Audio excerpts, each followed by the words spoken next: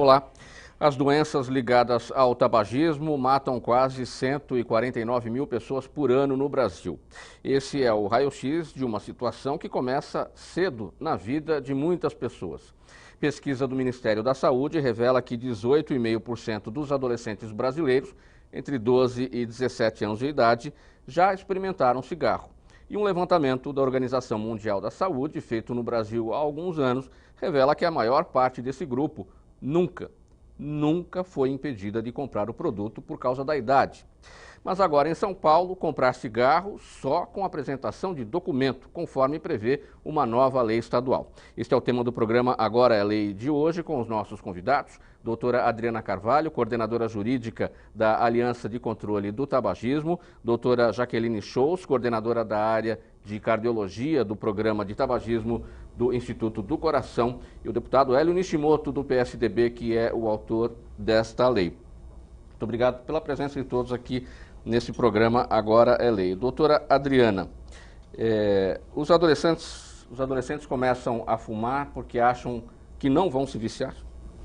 Pode ter essa impressão, né, de que é um produto, porque o cigarro hoje ele tá disponível para venda em pontos comerciais, em pontos de venda, junto de balas e chocolates. Então pode criar essa impressão de que o produto não causa tão mal, não causa mal, e até muitas vezes porque as doenças tabaco relacionadas, elas se desenvolvem ao longo dos anos de consumo, elas não se manifestam imediatamente após o consumo. Pode dar essa impressão de que se eu vou ter câncer vai ser com 40 anos, 50 anos, então não cria o jovem não tem essa consciência na hora de iniciar o consumo.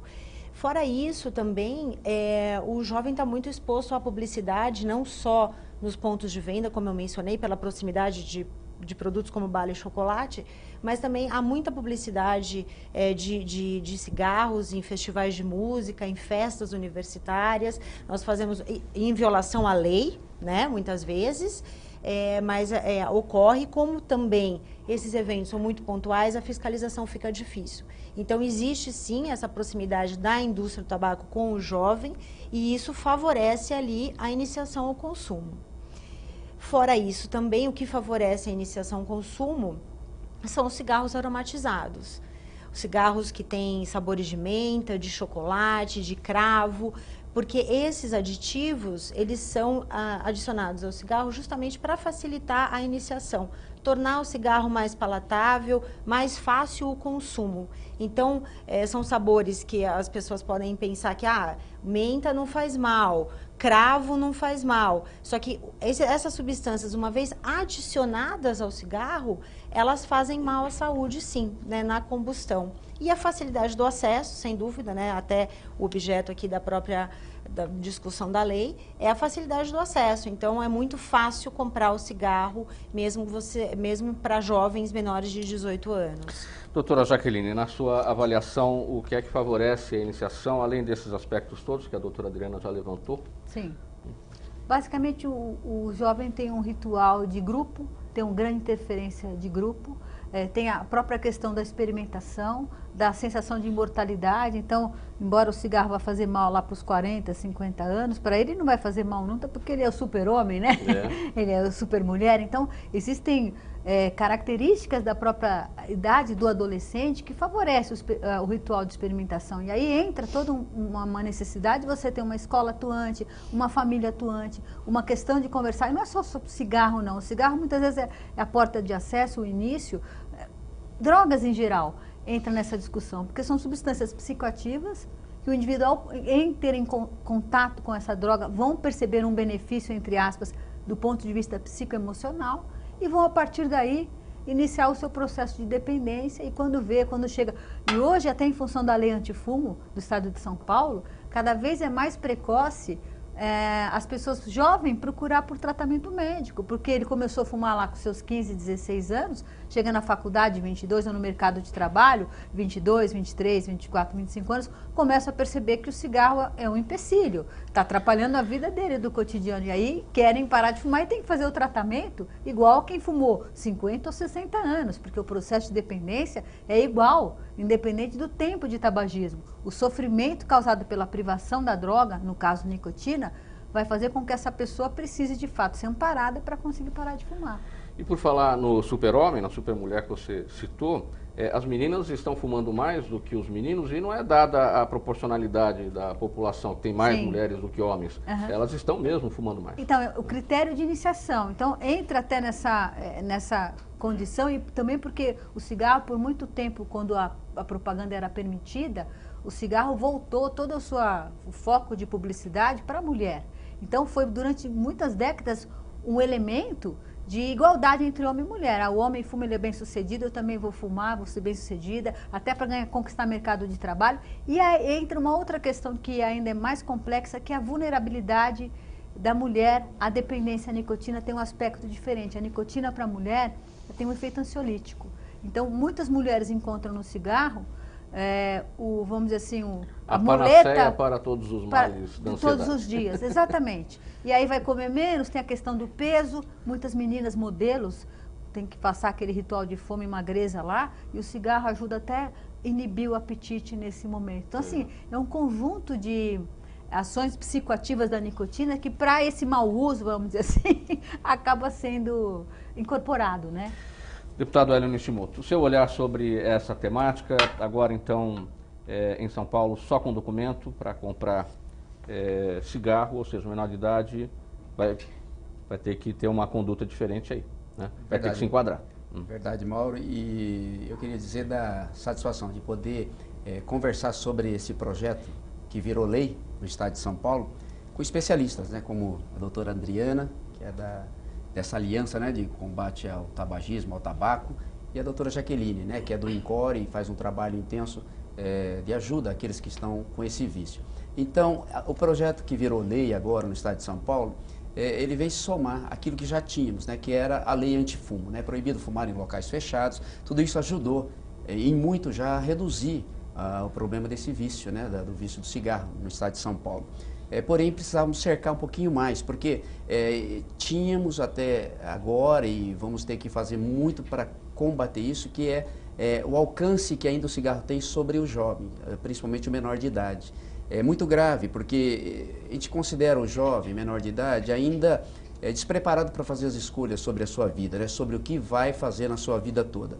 E logo na sua infância, ter acesso fácil ao cigarro, por curiosidade, por, sei lá, sentimento de querer pertencer a um grupo ou qualquer outro motivo, mas nessa fase ainda de imaturidade, de inocência, isso é muito grave. Então a gente tem que proteger a criança, o adolescente, desse mal, e ele não conhece o malefício todo, por isso que ele ainda não tem a consciência da importância de tomar uma decisão como essa. Então ele entra de uma forma muito inocente e corre o risco de sofrer a vida toda depois, ter que passar por tratamentos, e a gente sabe o quanto prende uma pessoa esse vício do cigarro. Então, como a estatística mostra que 90% das pessoas que são fumantes começaram esse costume, depois virando vício, na infância, então muito mais necessário se faz a gente trabalhar para evitar que essa criança, que esse adolescente tenha acesso ao cigarro com tanta facilidade como nós vemos aqui no Brasil. Então, é por isso que apresentamos a lei e a gente vai fazer de tudo para que o governo do estado, agora sancionada a lei, ele venha a fazer um trabalho de divulgação junto aos comerciantes principalmente, para que eles tenham também essa consciência. E se não tiver consciência, vai doer no bolso, porque tem multa e penalidades altas, para que todos ajudem a combater a venda de cigarro para menores de idade. A lei vai mais na base da multa, como o senhor destacou, ou na base da conscientização também? Porque já pelo ECA, o Estatuto da Criança e do Adolescente, fornecer o cigarro a eles ou a elas, as crianças, os jovens, já é proibido. E até aqui houve pouco sucesso em relação a isso por não haver punição. Então, quando se fala em conscientização, é a primeira medida que a gente procura. Mas a gente sabe que, na realidade, em qualquer segmento onde se comete erros como esse, de vender para menores, mesmo previsto no ECA, no Estatuto da Criança e do Adolescente, assim como a bebida, né, que no passado era vendida sem penalidades para menores, vendido sem penalidade para o comerciante, e hoje tem punição, tem multa. Da mesma forma, então, o cigarro nós apresentamos para que também tenha essa obrigatoriedade de se pedir identidade quando se tem essa desconfiança, né, se é menor de idade. Então, a conscientização é necessária, mas a punição através de multas, interdição do estabelecimento, também se faz necessário para complementar essas medidas de combate à venda do cigarro para menores de idade. Então, eu acho que trabalhando os dois âmbitos aí vai ser mais eficaz, então, o resultado, mas principalmente a punição para aqueles que desobedecerem e de forma muito irresponsável venderem cigarros para as crianças e adolescentes. Doutora Adriana, como garantir o bom funcionamento dessa lei quando caberá a vigilância sanitária, a fiscalização? E a gente sabe o tamanho do cobertor da vigilância sanitária é pequeno, não dá para estar em todos os lugares ao mesmo tempo para promover todo o trabalho de ver o que está acontecendo no comércio, né? Eu acho que o deputado colocou bem, né, essa importância, que é o que a gente chama no Brasil da lei pegar, né? O que faz a lei pegar? Então, é uma divulgação da própria lei, né, que ela é da existência dela, principalmente para os envolvidos, no caso, os donos de estabelecimentos.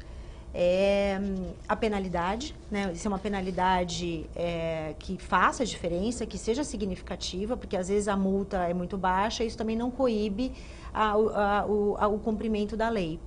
E também a fiscalização, né? Então, a gente tem aqui em São Paulo, no estado de São Paulo, o sucesso da lei antifumo paulista, justamente envolvendo esses três aspectos, né? Então, tanto a divulgação da lei, a penalidade e a fiscalização. Então, teve toda uma capacitação da própria vigilância sanitária para fiscalizar a lei, e aí ela está em pleno cumprimento, altos índices de cumprimento. Então, são medidas importantes para fazer a lei pegar. Então, no caso da lei, dessa lei que exige a apresentação de documento de identidade para a compra de produtos fumígenos, é importante destacar que é uma lei, essa exigência, né, proibição do fumo, da venda para menores de 18 anos, ela já existe pelo menos desde 1990, e depois ela veio com uma lei expressa em 2003, mas o que a gente viu é que não havia um cumprimento, né? Tanto é que há no Brasil um alto índice aí de consumo por menores de idade. Então, essa lei paulista, ela vem reforçar no sentido de trazer a exigência expressa da apresentação do documento, embora, teoricamente, os comerciantes já deveriam fazê-lo antes, e também trazer uma penalidade pesada no caso de descumprimento, reincidência, até podendo fechar o estabelecimento por 30 dias. Então, são medidas importantes. Eu acho que essa lei de São Paulo, ela tem o potencial de também levar um efeito dominó para outros estados, para fazer com que outros estados também adotem, porque aconteceu com a lei antifumo aqui em São Paulo, depois que foi aprovada, vários estados aprovaram suas próprias leis, então vai depender agora de como o executivo vai fazer para implementar, se ele vai realmente se engajar, né, e a gente torce para, claro, que isso aconteça, se engajar da mesma forma que foi feito para a lei antifumo, para que ela seja um exemplo de sucesso também. Né, no conjunto, aí só para completar, no conjunto de medidas de prevenção do tabagismo. Então, a proibição de venda para menores de 18 anos é uma medida, a proibição da publicidade, né, que hoje ainda existe, né, nos pontos de venda, a questão da proibição dos aditivos. Então, eu sei que é importante o papel da família, da escola, para evitar que os jovens, né, acabem iniciando o tabagismo, mas existem também, e são muito mais efetivas, as políticas públicas, no sentido de criar um contexto favorável para que as pessoas não iniciem o tabagismo, ou aqueles que queiram parar, né, se sintam ali estimulados a parar de fumar. Então, a importância da política pública no controle do tabagismo, ela é fundamental. Só para ter uma ideia, a lei antifumo de São Paulo, assim como essa lei também, de uma vez só, né, ela favorece 40 milhões de pessoas. Então, isso é inacreditável, né? Se a gente for trabalhar em conscientização de um por um, é um trabalho que nunca vai acabar. Doutora Jaqueline, quanto mais cedo se começa a fumar, mais cedo, é mais difícil deixar de parar de fumar? Na verdade, deixar então, de fumar. Quando você começa a fumar na adolescência, você já tem um grande problema, que o seu cérebro está em formação. Então, você vai modificar a plasticidade cerebral. Isso não é só com cigarro. Contato com álcool, contato com outras drogas, modifica o funcionamento cerebral. Então, a chance de você, primeiro, se tornar adicto em função dessa mudança do funcionamento cerebral, já é um fato, do ponto de vista biológico, bem determinado. Agravado ainda por condições comportamentais, porque na adolescência você está iniciando a sua vida. É o momento que você vai estar supostamente tomando decisões ou pensando em coisas por você próprio, e aí o indivíduo sempre está usando um produto psicoativo. Então ele fica ansioso, ele tem que estudar, ele está nervoso, ele já começa a entrar em contato com a droga, e a droga fazer parte desse cenário do cotidiano do indivíduo.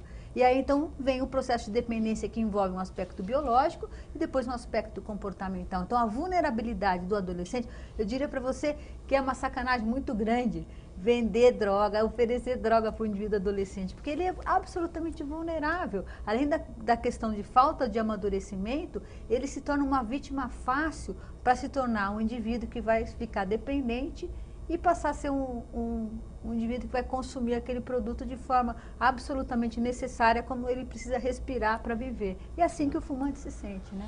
Um dependente. Né?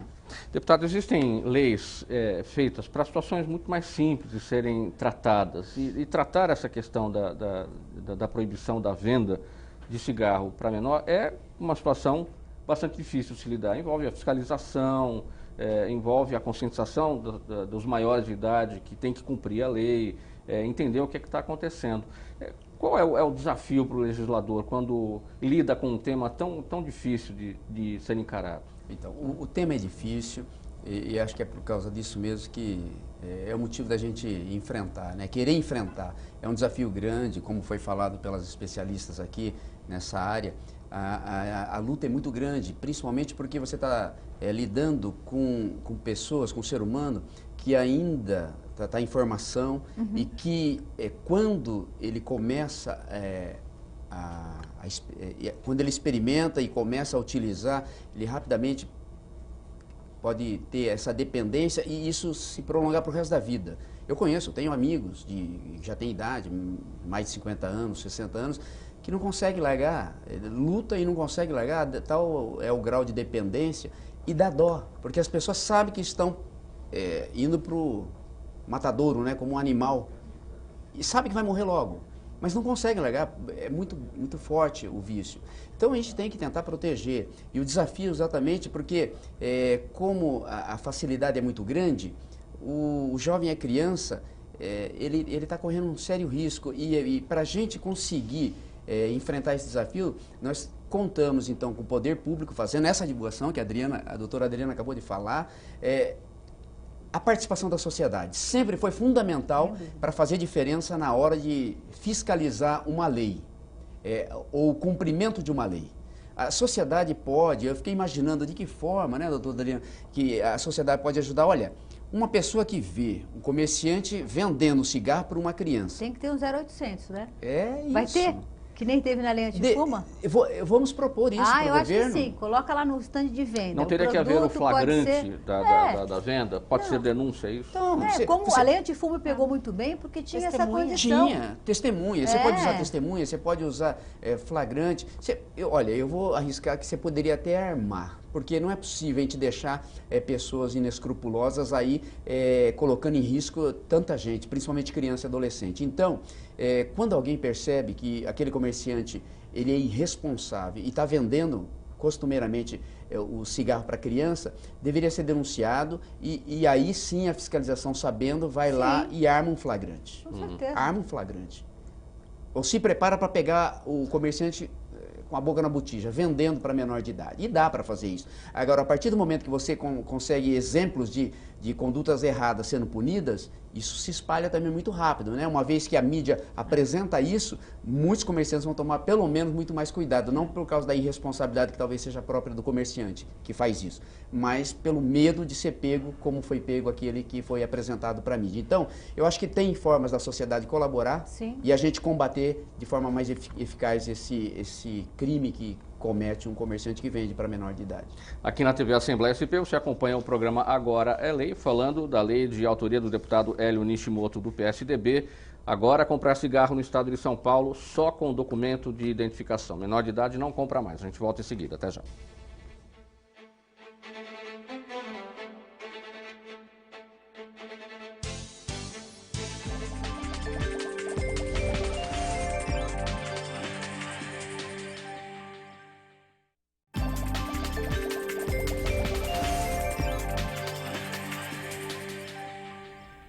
De volta aqui na TV Assembleia SP com o programa Agora é Lei, falando da lei de autoria do deputado Hélio Nishimoto, do PSDB, que diz que agora comprar cigarro em São Paulo só com documento de identificação.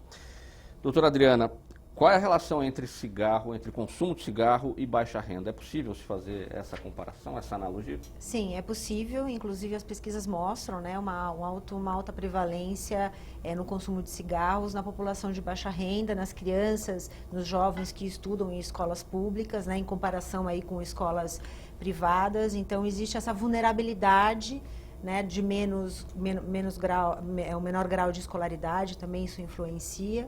E existe uma relação entre consumo de tabaco e pobreza, né? Então, porque é um produto que causa forte dependência, a indústria do tabaco adiciona aditivos para potencializar essa nicotina, ou seja, o cigarro hoje ele é mais viciante do que aquele consumido há 50 anos atrás, isso está muito bem documentado. Então, a forte dependência impede que ele largue a dependência, né, largue o consumo de cigarro e acaba isso prejudicando o próprio orçamento, né, da família. Então, deixa de comprar leite, enfim, produtos ali necessários para a subsistência da família, porque tem que manter um vício.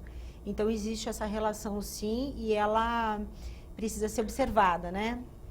Deputado Nishimoto, considerando essa associação entre o consumo de cigarro e a baixa renda, dá para concluir que nas áreas mais periféricas do estado, onde a população tem a renda mais baixa, o ataque a esse tipo de problema será mais difícil?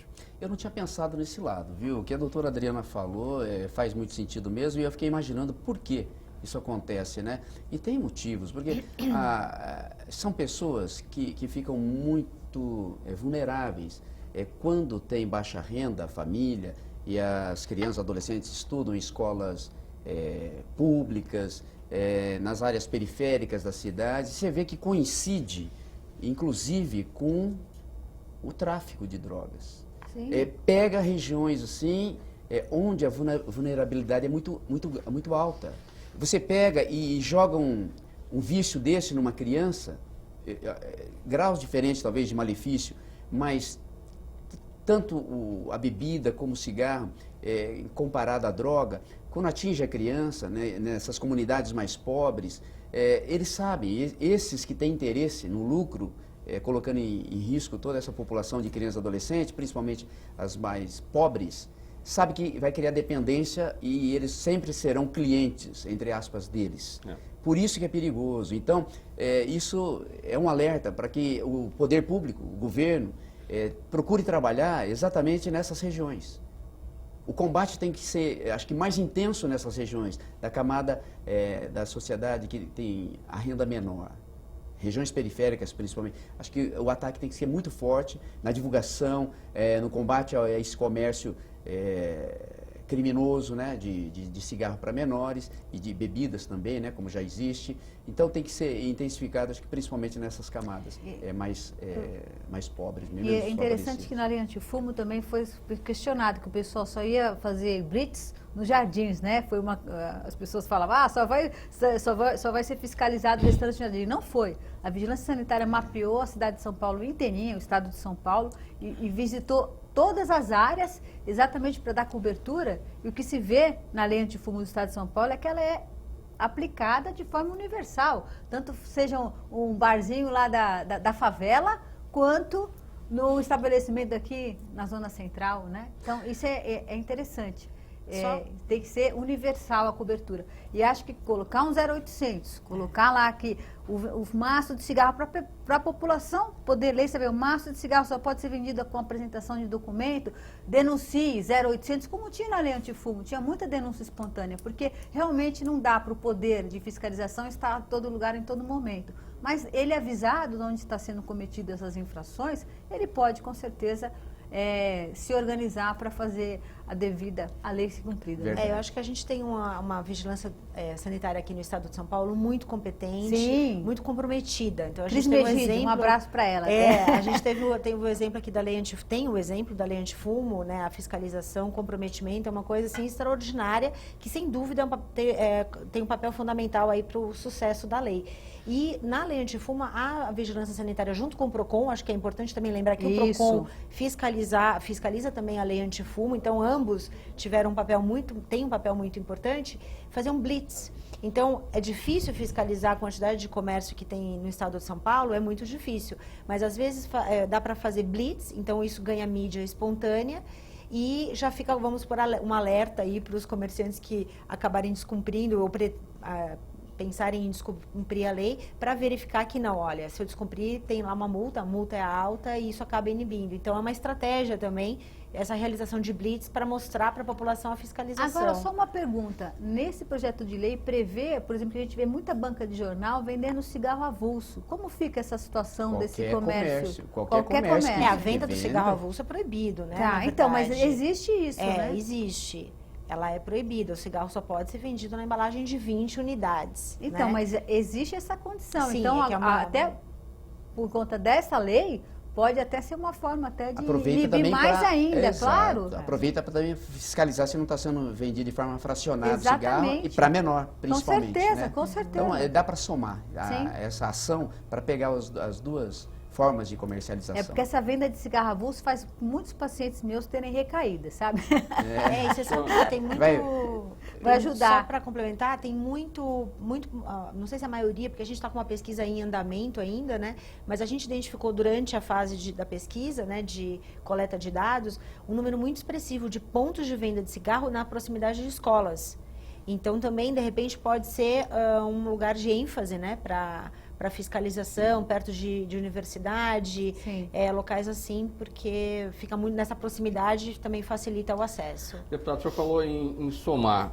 A lei poderia ter um efeito plus, já estamos falando em somar, no sentido de que os pais que costumam dar cigarros aos seus filhos se conscientizem. Os filhos já estão proibidos de comprar porque são menores de idade, eu também aqui não vou dar. Olha, esse plus aí vai depender de cada pai, né? Porque o grau do vício do pai, às vezes impede que ele tenha autoridade para o filho, né, não ter também acesso. Se o pai oferece para o filho, pior ainda. Imagine um pai que oferece cigarro para o filho, ele está cometendo, acho que um dos piores crimes na vida dele, né? Porque o próprio filho. Mas se ele não tem se esforçado para combater esse vício próprio, ele não vai ter autoridade para evitar que o filho entre nesse vício. Fica muito difícil, né? Eu acho que o melhor que poderia ser feito é esse pai, né, que é tentado a oferecer cigarro até para o filho por causa do vício que ele já tem, é procurar a doutora Jaqueline e se tratar. Aliás, isso é muito interessante. Eu recebo mães e pais interessados em parar de fumar, até como exemplo, porque está pegando o filho na adolescência, então é uma forma deles mostrar, olha a dificuldade que eu estou tendo para parar de fumar. Eu tenho que tomar medicamento, me submeter a tratamento, fazer a coisa direito, senão eu não consigo parar de fumar. Então isso dá a dimensão, e acho que é muito bacana quando um pai e uma mãe falam para o filho, eu vou procurar por tratamento porque eu não dou conta de parar de fumar sozinho. Isso mostra para o adolescente a dimensão da vulnerabilidade que o pai dele e a mãe dele já foram adolescentes, né? Então isso é até didático, muito didático, e melhora até a relação em família. E vários pacientes meus vêm falando, meu filho, como é que está a relação em casa? A melhora da relação na família por conta dos filhos incentivarem os pais a estar parando de fumar, ver a dificuldade do processo, quanto que a pessoa realmente tem que se dispor, se esforçar para fazer direito, né? E ter êxito em se livrar da dependência à nicotina. Mauro, queria complementar com o que o deputado falou, acho que a gente não pode desprezar a força e o potencial dessa lei, né? Ela vem reforçar essa informação de proibição de venda e consumo de menores de 18 anos. Então, isso pode reforçar a consciência também dos pais. E eu vou pegar um pouquinho do exemplo da lei antifumo de novo, que embora ela não tenha um efeito na residência, porque a gente só está falando de locais públicos ou privados de uso coletivo, ou seja, ela não se aplica à residência, as pesquisas mostram uma consciência maior das pessoas ao consumir o cigarro dentro de casa. Então, acaba não fumando em ambiente fechado, preferindo ambiente aberto, mesmo nas suas residências. Então, acho que essa lei, embora ela seja voltada, vamos dizer assim, para os comerciantes, ela tem esse poder, claro, vai depender de como ela é divulgada, de como a mídia propaga aí a existência dessa lei, também, né, e do próprio executivo, mas assim, ela tem o potencial de aumentar essa conscientização. Acho que ela tem bom potencial com relação aos pais também. Existem condenações em relação a isso, de maiores que fornecem cigarro aos menores? Olha, eu não tenho conhecimento de condenação. Nesse sentido de pais, eu não tenho conhecimento de decisões judiciais, alguma coisa assim, não tenho. Doutora Jaqueline, é sempre bom tocar nesse assunto, as pessoas já sabem, já estão carecas de saber, né? Qual é o rol de doenças relacionadas ao cigarro? Bom, de cada 10 fumantes, 5 vão morrer por causa do cigarro. E dentre as doenças que eles vão morrer, em média, 10 anos, a precocidade, 10 anos vem encurtando a vida dos homens, por doença cardiovascular, que inclui o infarto, o derrame cerebral, as doenças vasculares, os aneurismas, câncer, né, que é um grande matador, que vai desde a boca até a bexiga, né, passa por todo o organismo, então câncer de laringe, de boca, de esôfago, de estômago, de pulmão, né, as doenças respiratórias, que é o DPOC, a doença pulmonar obstrutiva crônica. Então, o cigarro é um grande matador, é a principal causa evitável de morte. Então, realmente, tudo que se faz em termos de política pública para impedir que as pessoas tenham acesso e iniciem o tabagismo, e o que se pode fazer para essas que já ficaram viciadas em parar de fumar, sempre é bem-vindo. E em medicina não tem nada mais custo-efetivo do que ajudar alguém a parar de fumar. Então, o indivíduo que compromete seu orçamento aí com 300, 400, 500 reais fumando, ele economiza muito dinheiro dele mesmo ao parar de fumar, né? E aí eu tenho esse número, não sei se está certo, cada hora é uma coisa. A fumaça do cigarro contém 4.700 substâncias tóxicas.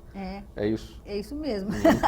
E vamos começar a contar 40 mais com potencial cancerígeno e de causar doença cardiovascular. Olha, a gente tem aí no vídeo algumas delas. Dá para destacar, doutora? Vamos lá. O monóxido de carbono, que até a gente falou da lei antifumo de São Paulo. A lei antifumo de São Paulo, com a vigilância sanitária, nós fizemos uma pesquisa. Visitamos mais de 700 estabelecimentos e monitoramos a concentração de monóxido de carbono antes da lei e depois da lei. Então, é a substância mais perigosa? Não é uma das mais, né? Uma das mais. Você tem vários. O cigarro é um conjunto de substâncias que provocam no organismo o que a gente chama de potencial de envelhecimento, que é aquele chama potencial de envelhecer o organismo. Então, isso, do ponto de vista cardiovascular, que é terrível. Então, você tem várias, tolueno, cancerígeno, né? Nitrosaminas, arsênio, só tem veneno ali, não tem nada de bom. A nicotina, que causa dependência e causa vários distúrbios cardiovasculares. É até bom que se fala, porque hoje tem uma modinha de falar que cigarro eletrônico é tranquilo. Cigarro eletrônico é tranquilo coisa nenhuma. A concentração de que tem de nicotina com potencial de estresse oxidativo, que eu estava comentando, que é a causa de envelhecimento e morte de célula e envelhecimento cardiovascular, tem também. E aqui no cigarro convencional, amônia, não tem nada de bom aí. Tem alguma coisa de bom aí? Nada. Não só... Diferente quando o pessoal fala, bebida alcoólica, o vinho, se você toma em doses baixas, ele é benéfico, é um alimento em dose baixa. Cigarro não tem dose segura, cigarro bom é cigarro apagado, de qualquer pessoa. É isso. Doutora Adriana, a senhora falou no começo das substâncias usadas como atrativas. Substâncias atrativas são aromatizantes, é isso? Olha, sim, podem ser. O risco dessa combinação desses atrativos, digamos assim, com tudo isso que a gente viu agora.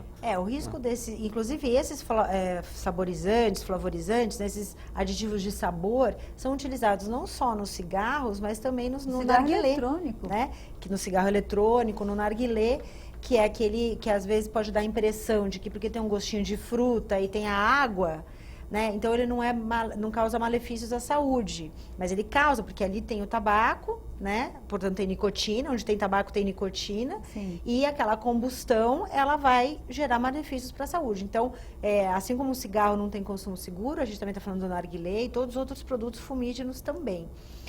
A questão dos aditivos de sabor, principalmente, eles devem ser proibidos de serem adicionados no cigarro pelo fato de tornarem o cigarro mais palatável e mais facilitando ali o consumo, principalmente para jovens. E bem objetivamente, só para encerrar esse raciocínio para a gente ir para o intervalo, já que você falou do narguilé, por que o jovem tem a percepção de que o narguilé é menos prejudicial à saúde do que o cigarro? Bom, eu acho que é porque tem aquela aguinha, né? Então fala, tem uma aguinha, não percebe ali e é muito fácil de ser consumido também. Pelo fato de ter água, ele é fácil de ser consumido. Então pode, e também o gosto do saborizante. Fuma-se muito mais, inclusive. Fuma-se Claro. muito mais, Não, numa e roda assim, a de... indústria do tabaco, quando começaram as proibições no mundo de propaganda do cigarro, a própria indústria, ela pegou e direcionou toda uma publicidade indireta, através da internet, focada no público jovem, querendo mostrar a segurança do uso do narguilé, dos vaporizadores, né? E também do próprio cigarro eletrônico, que vai para o mesmo caminho. Então, eles usam esses aditivos aromatizantes, vem com mentiras mostrando, esse aqui é seguro, você pode usar, não causa dependência ou não causa doença, exatamente como critério de iniciação. Porque uma vez que o indivíduo compartilha, entra em contato com a nicotina do cigarro, por exemplo, do narguilé, ele fica vulnerável a querer experimentar algo melhor, mais potente que é o cigarro, de fácil acesso e tudo mais. Então, é uma escada, né? E aí vem essa falsa ideia de segurança, foi propagada pela indústria do cigarro, que redescobriu lá num produto que era usado lá no Oriente Médio, em situações especiais, começaram a colocar no tabaco do narguilé um monte de aromatizante. O cheiro é delicioso, eu mesmo adoro aquele cheiro de cravo. Você fica até com vontade de experimentar. Mas então, pelo amor de Deus, né? Não dá, Aqui na né? TV Assembleia SP, você acompanha o programa Agora é Lei, falando da lei de autoria do deputado Hélio Nishimoto, do PSDB, que diz que agora comprar cigarro no estado de São Paulo só com documento de identificação. Mais um intervalo, voltamos já.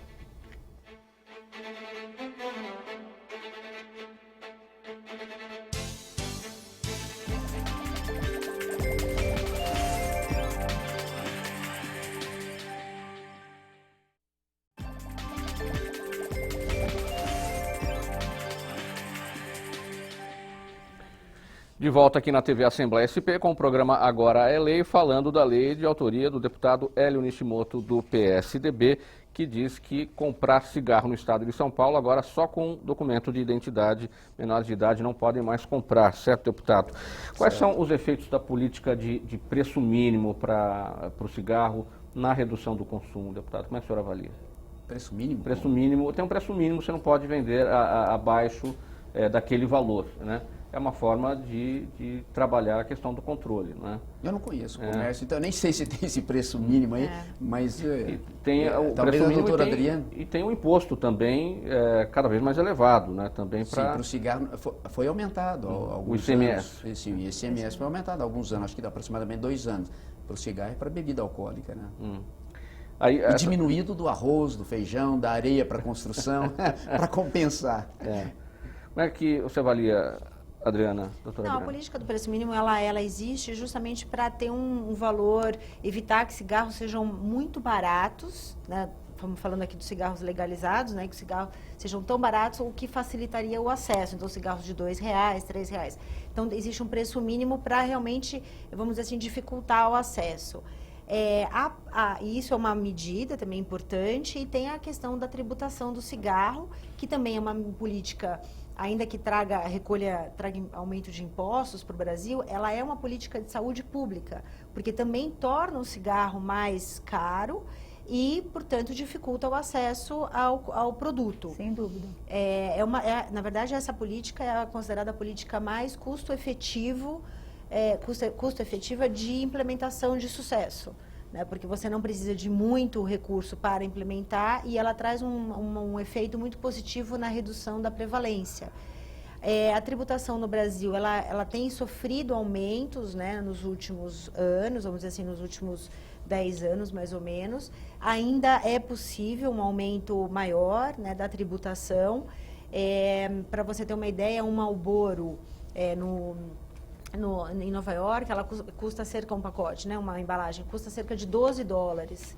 Então, se a pessoa é um fumante, né, pesado e fuma 2 maços, 1 ou 2 maços, você imagina o impacto disso no orçamento da pessoa. Então, isso também encoraja a pessoa a parar de fumar. Então, é a mesma coisa, né, a mesma ideia aqui. Então, para dificultar o acesso, tornar o produto mais caro.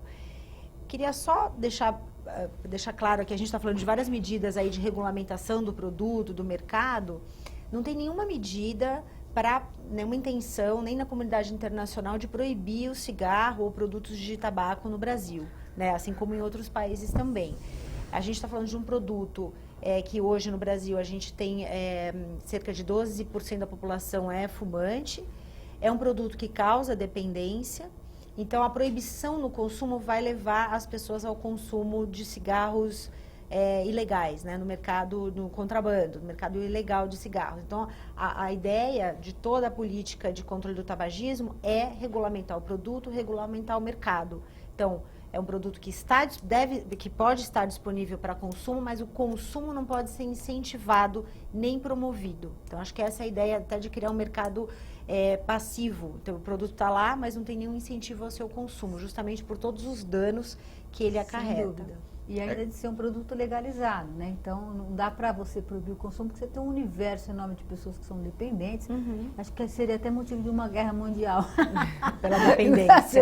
E é importante também, quando fala de contrabando, o Brasil precisa trabalhar muito bem as fronteiras. Porque sem dúvida. A quantidade de cigarros apreendidos, e imagina a quantidade que passa sem ser apreendida. É muito grande pelas fronteiras aqui. Com os países vizinhos, a quantidade é muito grande. Se o governo federal não combater essa entrada de cigarros contrabandeados, a gente não vai, por mais que fiscalize o comerciante, isso entra por fora, o comércio clandestino trabalha e esse cigarro, até pior talvez de qualidade, né? Eu acredito que esses contrabandeados na qualidade sejam até pior dos que são vendidos aí legalmente. Um mal que pode causar. Então a gente ataca um lado, mas não pode esquecer das fronteiras, que é onde entra muito cigarro contrabandeado, talvez de qualidade muito pior, e chega no comércio clandestino, que é difícil fiscalizar, para as pessoas em geral e crianças e adolescentes também. E como é que o legislador estadual, deputado, pode influenciar em Brasília nesse sentido? Porque aí já é um trabalho federal, o controle das fronteiras. Como é que, por meio de moções, qual que é o caminho para isso? Moção que a gente faz aqui na Assembleia, uma delas, uma forma de chegar até eles, a nossa preocupação. Outra é acionarmos os nossos representantes federais, né, tanto senadores como deputados federais, para que eles façam uma força também junto ao governo federal para o combate ser feito de maneira mais intensa. Porque a gente vê nas reportagens, constantemente, apreensões. Mas a gente sabe que a fronteira é muito extensa e eu fico imaginando quanto de cigarro ainda entra sem a polícia conseguir pegar. É intensificar e fazer um trabalho de relação exterior aí com os países vizinhos e eles também, né? Ajudarem a combater esse tráfico, né? De cigarro, de contrabando de cigarro desses países vizinhos para o Brasil, né? E vice-versa. Então, eu acho que tem que ter uma boa relação aí com os países vizinhos para ajudar nesse combate, nessa fiscalização. A proibição da publicidade tá funcionando bem, está eficiente, ou as indústrias conseguiram achar aí algumas brechas para poder chegar no jovem? Bom, a gente não tem ainda a proibição total da publicidade de cigarros no Brasil, né? O que a gente tem é uma restrição. Então, a gente não vê propaganda, né, na televisão, nos meios de comunicação de massa, em outdoor, mas ela está ali, como eu falei no início, né, ela está no ponto de venda. Então, você vai a uma padaria, a uma loja de conveniência, na parte ali do caixa, onde tem bala, chocolate, você vê o expositor de cigarro, que é o que a lei permite, né? Então, a única forma de propaganda comercial de cigarros é a exposição dos maços nos pontos de venda. E ela ainda como eu falei, ela existe, né? A lei prevê essa exceção e ela, sem dúvida, é muito efetiva no sentido de promover ainda o produto cigarro, principalmente para crianças e jovens, porque fica associado ali a produtos que são, né, como balas e chocolates, produtos que são destinados a esse público, né? prioritariamente, então pode dar essa confusão de que o cigarro é mais um produto que um dia eu vou poder consumir. Então, realmente, o Brasil ainda precisa avançar na restrição da publicidade a ponto de chegar na proibição total, assim como outros países já fizeram, como o Canadá, que proibiu qualquer forma de publicidade nos pontos de venda. Então, os cigarros ficariam em gavetinhas, né, nas gavetas embaixo do balcão, ou em armários atrás, sem qualquer publicidade. Assim, inclusive, o Reino Unido fez isso mais recentemente. E se dá tempo, eu queria fazer um gancho com a questão do contrabando. É uma forma dos legisladores estaduais pressionarem o Congresso Nacional e o próprio Executivo tramita no Congresso Nacional para ratificação um documento internacional que se chama Protocolo para Combate do Mercado Ilícito de Cigarros, de produtos de cigarro, que é um documento internacional. O Brasil, o Executivo já concordou pela ratificação e agora falta o próprio Congresso Nacional, que não só e prevê medidas não só como a fiscalização da fronteira, mas também cooperação internacional. Então, não dá para pensar no combate ao contrabando sem pensar nessa cooperação internacional. Então, Esse é um caminho importante e efetivo aí para... No Congresso lá, né? Exatamente. Ótimo. Doutora Jaqueline, essa questão do fumo passivo, adultos que fumam dentro de casa perto de adolescentes, isso estimula a iniciação, ou quando não estimula, traz certamente problemas de saúde para esses jovens. A gente até vai usar o dado da pesquisa também, da Lei Antifumo na cidade de São Paulo, onde a gente, além da coleta de dados de monóxido de carbono, numa segunda etapa nós coletamos os dados de mortalidade por infarto e acidente vascular cerebral em São Paulo. Então, o que aconteceu? Depois da lei, 18 meses após a implementação da lei, reduziu-se em 500 mortes por infarto e 200 mortes por AVC. Simplesmente pelo fato de nós, né, não mais inalarmos a fumaça do outro, que provocava alterações do que a gente chama do endotélio, da parede que cobre as artérias, até por 12 horas. Então, você imagina um indivíduo de 60 anos, que tem uma pressão alta, é diabético, tem uma outra condição de risco, mas é não fumante. Aí ele vai na casa de alguém, fica lá por 6 horas, ou vai num restaurante, ou num bar, ou vai frequentar um ambiente, e as pessoas estão numa festa de casamento, e o povo lá tá que fuma antes da lei. Aquela exposição poderia por 12 horas trazer uma alteração na parede das artérias desse indivíduo e fazer com que ele tivesse risco de um infarto agudo. Então, no domingo, depois da festa, fulano de tal passou mal e morreu, infarto. Lei antifumo não faz com que isso aconteça. Um acidente vascular cerebral, por quê? Porque a exposição à fumaça do cigarro parece uma coisa tão... Pessoal, você não vai conseguir confirmar isso. Confirmamos, provamos, foi a tese de doutorado da doutora Tânia, publicamos o trabalho na revista de tabagismo mais importante, que é a Tobacco Control, comprovando o benefício da lei em morte, se traduzindo em morte. Então, o que ela falou é verdadeiro. A lei antifumo ensinou que as pessoas não fumassem mais em casa. Hoje, dificilmente você tem um pai e uma mãe, você vê todo mundo fumando na sacada. Difícil você ter pessoas que fumam na presença de crianças ou adolescentes abertamente. A lei antifumo ajudou nesse aspecto de aprendizado, de proteger as pessoas da exposição involuntária. Aproveitando que você está com a palavra, doutora Jaqueline, o tempo do programa já está terminando. Um minuto para a sua conclusão sobre o nosso tema, a lei do deputado Hélio Nishimoto. Bom, eu acho que essa lei é mais uma que é importante, que vem ao encontro dessa política do Estado de São Paulo e do Brasil como um todo, que a gente começa bem aqui, depois o país imita, tá ótimo. E essa realmente é uma medida eficaz, que com certeza vai repercutir daqui a uns anos, a gente vai poder verificar que isso... A taxa de iniciação no Brasil, que hoje é ao redor de 13, 14 anos, talvez a sua lei, permita com que essa taxa de iniciação volte a ser posterior, ou seja, vai aparecer lá aos 18, 19 anos, que é o que a gente gostaria, e com uma prevalência menor ainda, porque o indivíduo com 18 anos já tem condição de pensar um pouco melhor do que quando ele tem 12, 13, 14 anos. Né? A sua conclusão, até um minuto, doutora Adriana.